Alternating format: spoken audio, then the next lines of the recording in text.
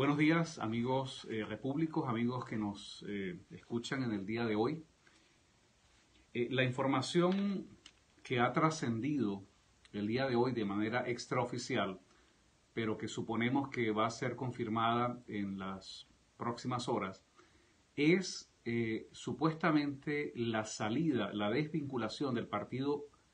Acción Democrática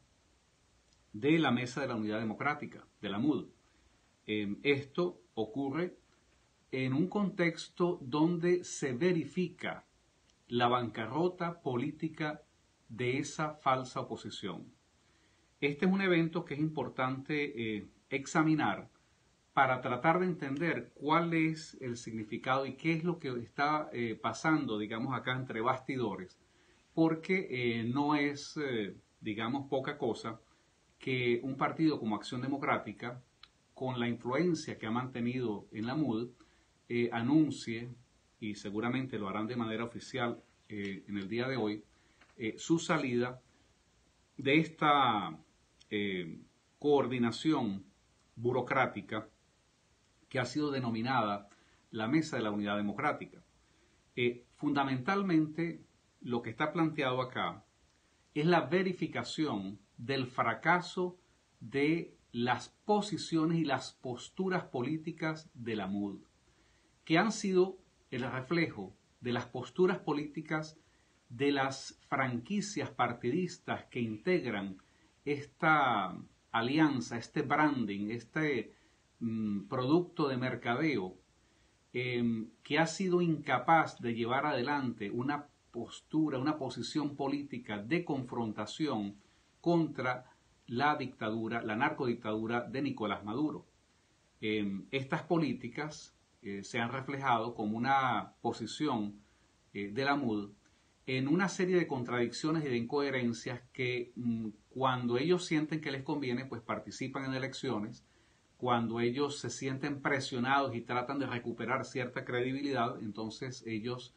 como lo hicieron recientemente,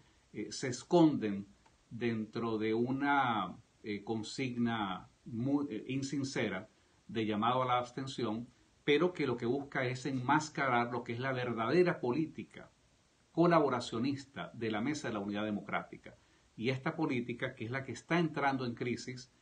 estos días, es la política de la negociación con el régimen de Nicolás Maduro. La razón por la cual Acción Democrática quiere salirse, quiere zafarse ahora de la MUD, es porque ellos están vislumbrando un escenario en el cual ellos podrían negociar individualmente con el régimen para obtener más prebendas. Nosotros lo denunciamos el año pasado. La adjudicación de estos 4 gobernadores serviles, miembros de Acción Democrática, por parte del gobierno no era más que una manera de confirmar la negociación que mantenía por su parte Acción Democrática con el régimen de Maduro. Por eso nosotros nunca suscribimos y combatimos de manera frontal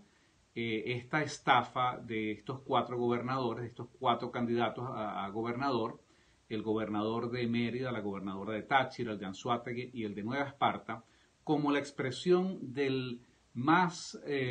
burdo servilismo, que no es otra cosa que la posición que adelanta Acción Democrática. Ahora Acción Democrática quiere lograr mayores prebendas, y las razones por las cuales supuestamente ellos esgrimen para salirse de la MUD y que es parte del debate que se está dando en este momento en la MUD, son razones realmente que reflejan la incapacidad de esta dirigencia política para entender el momento, para interpretar la coyuntura que se está viviendo en Venezuela. Una de las razones, por ejemplo, es que Acción Democrática y los demás factores de la MUD se echan la culpa de manera recíproca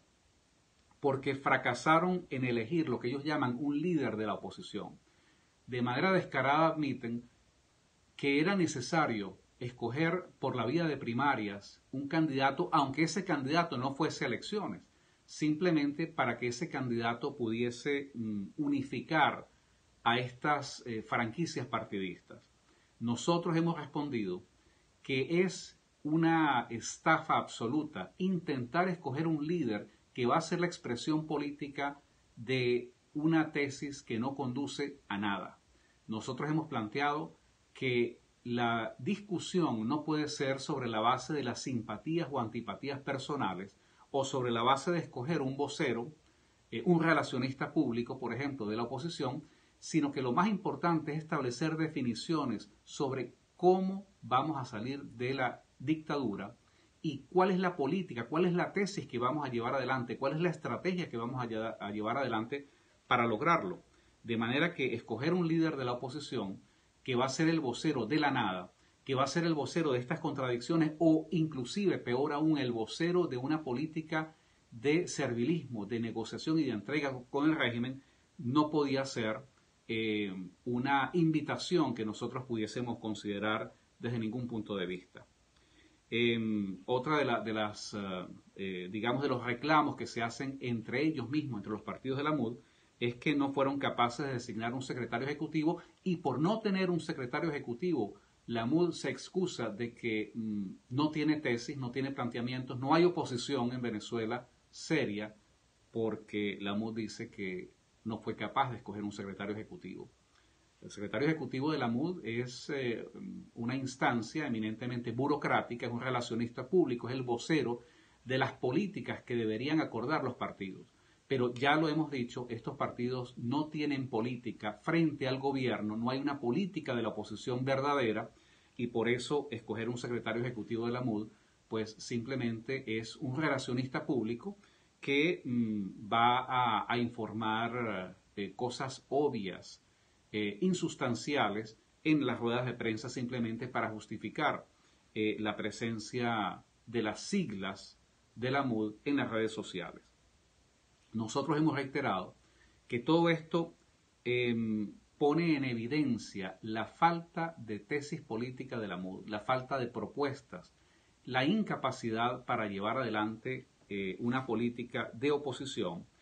y, por supuesto, es también el reflejo de la manera personalista como estos partidos, como Acción Democrática, Primero Justicia, Voluntad Popular, Un Nuevo Tiempo, llevan adelante una serie de acciones que simplemente reflejan las agendas y los intereses personales de los dueños de estos partidos que operan como franquicias partidistas. Esto también lo hemos denunciado y lo que queremos hoy es hacer una constatación de que esto que hemos venido denunciando en los últimos meses se verifica justamente con la crisis que atraviesa la Mesa de la Unidad Democrática, que ahora se enfrenta a una nueva situación. Estamos frente a un cuadro donde la falsa oposición representada por estos partidos cuyas alianzas burocráticas y oportunistas están estallando el día de hoy, cada uno de estos bloques va a intentar negociar burocráticamente, entenderse con el régimen. Acción Democrática pareciera tener una ventaja importante porque ya tiene sus 4 gobernadores, los cuales les servirán pues para sostenerse, para obtener dinero y poder alimentar su maquinaria clientelar. Ellos tendrán canales específicos, individuales para negociar con el régimen. Lo mismo, por supuesto, podemos esperar que hará Primero Justicia, Voluntad Popular, aunque ellos traten de enmascarar esta política colaboracionista con el régimen con una retórica de crítica, pero con unos planteamientos que solamente conducen a atornillar a la narcodictadura. Un tercer bloque es otro que sin ningún tipo de consideración y sin ningún tipo de vergüenza ha expresado su disposición de tirarse literalmente a los pies del régimen, que es el grupo de Henry Falcón. Entonces quizás la pelea más encarnizada se va a producir entre el grupo de Henry Falcón y Acción Democrática, quienes sin ningún pudor dicen que ellos sí quieren negociar y justifican pues además públicamente esta política entreguista. Quizás los otros factores, me refiero a Primero Justicia, Voluntad Popular, tratarán de cuidar un poquito con ese falso pudor, pues tratarán de cuidar las formas con una retórica un poco caliente, una retórica un poco de ataque al régimen, pero una retórica que no se traduce en ningún tipo de acción concreta de confrontación frente al régimen de Nicolás Maduro. Frente a esto, nosotros hemos ratificado que lo que nos diferencia a los repúblicos de la falsa oposición es la calidad del planteamiento político. Nosotros estamos en una posición de batalla, de guerra frontal contra el régimen. Y por eso nosotros descartamos la tesis de la negociación, que es uno de los elementos que esgrime Acción Democrática, y por supuesto descartamos la tesis, con mayor razón aún, de ir a cualquier tipo de evento electoral que simplemente lo que hace es ratificar o legitimar al régimen que estamos tratando de combatir. Nosotros ratificamos, insistimos, que lo que nos separa de la falsa oposición son las tesis que hemos venido defendiendo. En primer lugar, el desconocimiento de la Constitución, de la legalidad, de la falsa legalidad establecida en la Constitución de 1999. En segundo lugar, planteamos la necesidad de destruir el Estado chavista y todas sus formas militares y financieras y políticas que son las que permiten que se reproduzca esta situación de dictadura y de tiranía que hoy vive Venezuela. En tercer lugar, nosotros proponemos como la vía para confrontar a esta tiranía, una vía que se abre en dos aspectos fundamentales. En primer lugar, alentar la fractura militar. ¿Por qué? ¿Por qué alentamos la fractura militar? Porque entendemos que las armas de la República de Venezuela hoy han sido secuestradas por esta mafia que las tiene a su servicio. Y nosotros tratamos de incentivar a factores que se inspiran en la moral y en la honestidad dentro de las Fuerzas Armadas venezolanas para que se levanten en armas en contra de este régimen. Las armas son necesarias porque eso es lo que ha marcado la diferencia entre la correlación de fuerzas de un Estado que no es tal, sino que opera como una pandilla con los recursos del Estado, y el resto de la sociedad venezolana, que es el 90% que está subyugada por esta minoría. El segundo aspecto de esta confrontación es la necesidad de convencer a nuestros aliados, a la comunidad internacional, sobre la impostergable necesidad de una intervención militar internacional, una coalición multinacional que conjuntamente con factores internos dentro de las Fuerzas Armadas venezolanas puedan confluir y tener la capacidad militar para derrocar a este régimen, que no hay otra manera, no es la negociación, no es la vía electoral, sino una confrontación por la vía de la fuerza. Sobre estas dos vertientes nosotros hemos venido argumentando, las hemos venido exponiendo. Y el punto final